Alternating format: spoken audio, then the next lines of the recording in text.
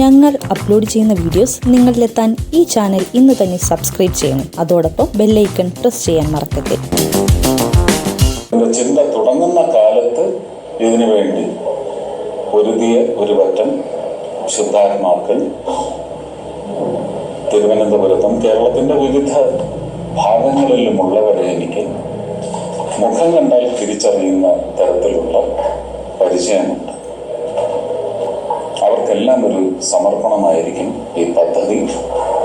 ഇത് തിരുവനന്തപുരത്തിൻ്റെയോ കേരളത്തിൻ്റെയോ ഭാരതത്തിൻ്റെയോ പോലും പോർട്ടായി ഇത് പരിണമിക്കില്ല. ഇത് ലോകം കാക്ഷിക്കുന്ന ഏറ്റവും വയബിൾ ഫീസിബിൾ ആയിട്ടുള്ള ഒരു പോർട്ടാണ് പരിണമിച്ച് നമ്മുടെ ഒരു സമ്പന്നതയ്ക്ക് പുതിയ അധ്യായം കുറിക്കുന്ന തരത്തിൽ നിലവിൽ വരാൻ പോകുന്നത് എന്നതാണ് എൻ്റെ മനസ്സിലാക്കൽ. എൻ്റെ ഇന്നത്തെ ഈ വിസിറ്റിൻ്റെ ഉദ്ദേശം തന്നെ വളരെ ഒരു ക്ലോസ് ക്ലോസറ്റ് മീറ്റിങ്ങുകളിൽ ഞങ്ങൾ ഡിസ്കസ് ചെയ്ത ചില വിഷയങ്ങളുണ്ട്. അതൊന്നും നമ്മളങ്ങനെ പുറത്ത് ഡിസ്കസ് ചെയ്യേണ്ട കാര്യങ്ങളല്ല.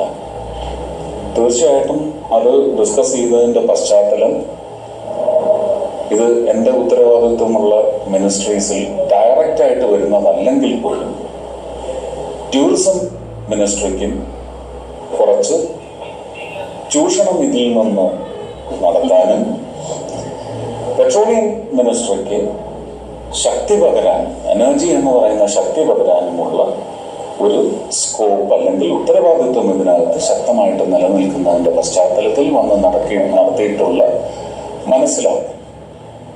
അതിൽ പ്രാവർത്തികമാകുമ്പോൾ ഞാൻ നേരത്തെ പറഞ്ഞ മനോഹരം എന്ന് പറയുന്ന ബ്രാക്കറ്റ് അല്ലെങ്കിൽ ടാഗ് നമുക്ക് നൽകണമെങ്കിൽ ഈ പദ്ധതി രൂപകൽപ്പന ചെയ്ത് ഒരു കാലഘട്ടത്തിനെന്ന് പറഞ്ഞ് നിശ്ചയിച്ച് 2015 ഓഗസ്റ്റിൽ തുടങ്ങുമ്പോൾ ഉണ്ടായിരുന്നതിൽ നിന്ന് വ്യത്യസ്തമായ ചെലവ്, അതിൻ്റെ അധികരിച്ചേക്കാവുന്ന വരവ് കണക്കുകളുടെ എല്ലാം പശ്ചാത്തലത്തിൽ സർക്കാരുകളുടെ, പ്രത്യേകിച്ചും കേന്ദ്ര സർക്കാരിൻ്റെ, ഞാൻ അതിനെക്കുറിച്ച് പറയാൻ പാടില്ല, കേന്ദ്ര സർക്കാരിൻ്റെ ഇൻവോൾവ്മെൻറ്റ് എത്രമാത്രം അല്ലെങ്കിൽ കുറച്ചുകൂടി എത്ര വിപുലീകരിക്കപ്പെടേണ്ടി വരും എന്നത് ഞാൻ മനസ്സിലാക്കിയിരിക്കുന്നു. അത് ബന്ധപ്പെട്ട വകുപ്പ് ക്യാബിനറ്റ് മിനിസ്റ്റേഴ്സിന് 2 പേര്, റെയിൽവേക്കും അതിനകത്തൊരു വലിയ പങ്ക് വഹിക്കാനുണ്ട്. Railway minister Shri Ashwini Vaishnaw, shipping മന്ത്രാലയത്തിൻ്റെ തലവൻ സർബാനന്ദ് സോനോവാൾ, 2 പേരെ കണ്ട് വർത്തമാനത്തിലൂടെ ഒരുപക്ഷെ ഞാൻ എൻ്റെ തെരഞ്ഞെടുപ്പ് വാഗ്ദാനം, ഞാൻ തൃശ്ശൂരിൽ നിന്ന് തെരഞ്ഞെടുക്കപ്പെട്ടാൽ കേരളത്തിന് വേണ്ടിയും തമിഴ്നാടിന് വേണ്ടിയും വർത്തിക്കുന്ന MP ആയിരിക്കുമെന്ന് പറഞ്ഞാൽ വാക്ക് പാലനത്തിന്റെ ഭാഗമായിട്ട് വന്നിരിക്കുന്നു, മനസ്സിലാക്കിയിരിക്കുന്നു. അതിന് വേണ്ടുന്ന കാര്യങ്ങൾ ചെയ്യുന്നതിന് വേണ്ടിയുള്ള കണക്റ്റുകൾ ഞാൻ ഉറപ്പായിട്ടും എടുക്കും. അത് ഇനിയും എടുത്തുകൊണ്ടേയിരിക്കും. ഇത് കണക്ട് ചെയ്ത് കൂടിയ ശീഘ്രം സോനോവാൾജിയെയും അശ്വിനിജിയെയും ഇവിടെ കൊണ്ടുവന്ന്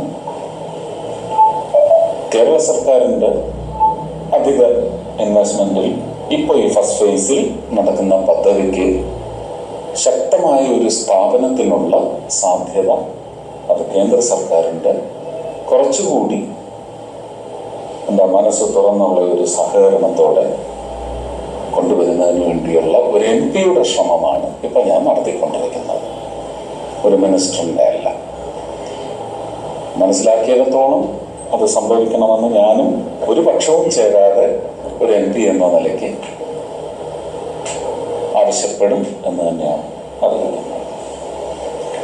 2 പേരും അത്യാവശ്യം ഈ അവസ്ഥയിൽ ഒരു ഈ ഓത്ത് അഫർമേഷൻ സെഷൻ കഴിഞ്ഞാൽ ഒന്ന് വന്ന് ബില്ലുകളും പാസ്സാക്കി കഴിഞ്ഞാൽ ജൂലൈ 3 ശേഷം ഷെഡ്യൂൾ ചെയ്ത് 2 പേരും കൂടി ഒന്ന് വരേണ്ടത്, അതും ടൈം ബൗണ്ടായിട്ട് സമയബന്ധിതമായിട്ട് വരേണ്ടത് ആവശ്യമാണെന്ന് എനിക്ക് തോന്നി.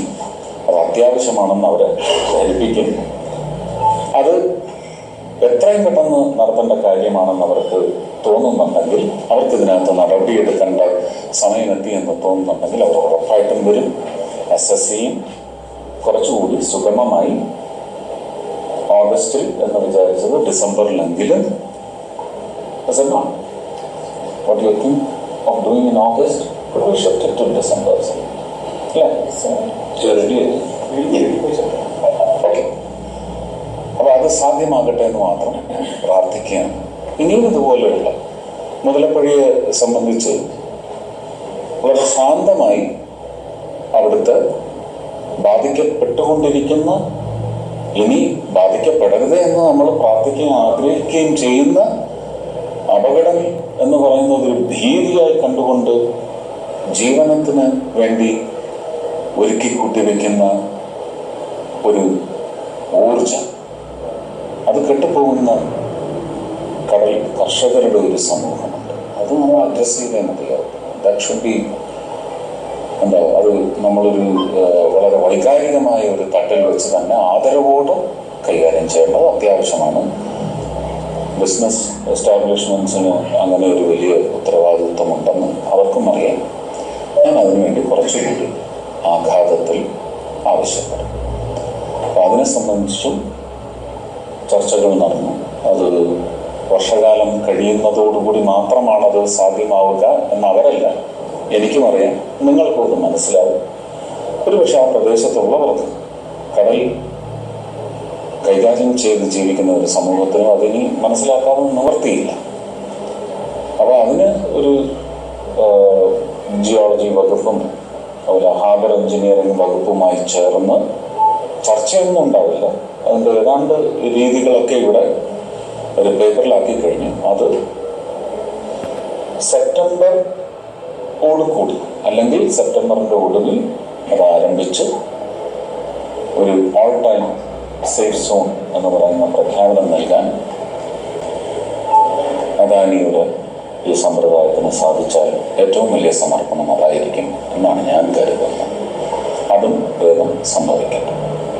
അതുപോലെ തന്നെ ടൂറിസവുമായിട്ട് ബന്ധപ്പെട്ട് പോർട്ട് ടൂറിസം, ഫിലിം ടൂറിസം, ഇതെല്ലാം സാധ്യതകളാണ്. സ്പിരിച്വൽ ടൂറിസം മാത്രമല്ല, ആയുഷ് ടൂറിസം മാത്രമല്ല, മെഡിക്കൽ ടൂറിസം മാത്രമല്ല.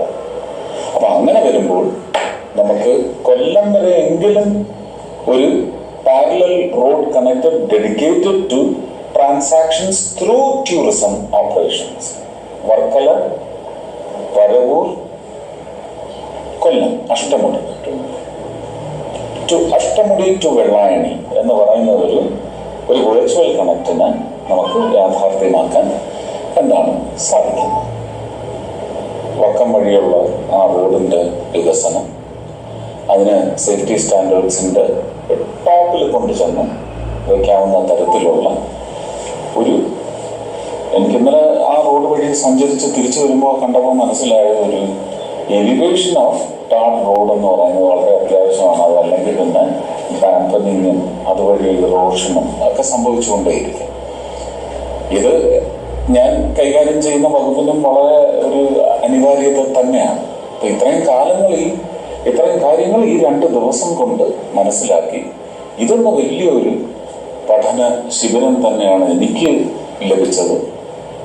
അതിൻ്റെ റിസൾട്ട് ഉണ്ടാക്കിയെടുക്കുവാൻ ഇതിനോട് എന്തൊക്കെ ഇപ്പം സ്ഥാപിതമായിട്ട് ചിന്തയിലും പ്രവർത്തനത്തിലുമുണ്ടോ അതിനെല്ലാം എൻഹാൻസ് ചെയ്യുന്ന തരത്തിൽ സംഭാവന നൽകാനുള്ള പ്രവർത്തനങ്ങൾ അടുത്ത തിങ്കളാഴ്ച മുതൽ തീർച്ചയായിട്ടും ആരംഭിക്കും എന്ന് മാത്രം അറിയിക്കുന്നു. എല്ലാവർക്കും സന്തോഷമാവും. സാമ്പത്തികമായ നേട്ടങ്ങളിലൂടെയുള്ള മെച്ചം മാത്രമല്ല, നമ്മൾക്ക് തൊഴിൽ അവസരങ്ങൾക്ക് വേണ്ടി കിടന്ന് ഒച്ചപ്പാടെടുക്കുമ്പോൾ ഇത് സാധ്യമായാൽ യാഥാർത്ഥ്യമാകാൻ പോകുന്നത് കേരളത്തിലെ പുതിയ എത്രയോ തലമുറകൾക്കുള്ള ജീവനത്തിന് വേണ്ടിയുള്ള ഒരു സ്ഥാപനമായിട്ടാണ് വിഴിഞ്ഞം പോർട്ട് അല്ലെങ്കിൽ ട്രിവാൻഡ്രം ഇന്റർനാഷണൽ പോർട്ട് വരാൻ പോകുന്നത്, സ്ഥാപിതമാകാൻ പോകുന്നതെന്ന് പറയുന്നത് ഇപ്പോഴൊരു ചിന്തയ്ക്ക് തന്നെ സൗഖ്യം പകരുന്നതാണെങ്കിൽ അനുഭവത്തിൽ അത് വലിയ അനുഗ്രഹമായി മാറും. നന്ദി, നമസ്കാരം. ഞങ്ങൾ അപ്ലോഡ് ചെയ്യുന്ന വീഡിയോസ് നിങ്ങളിലെത്താൻ ഈ ചാനൽ ഇന്ന് തന്നെ സബ്സ്ക്രൈബ് ചെയ്യണം. അതോടൊപ്പം ബെല്ലൈക്കൺ പ്രസ് ചെയ്യാൻ മറക്കരുത്.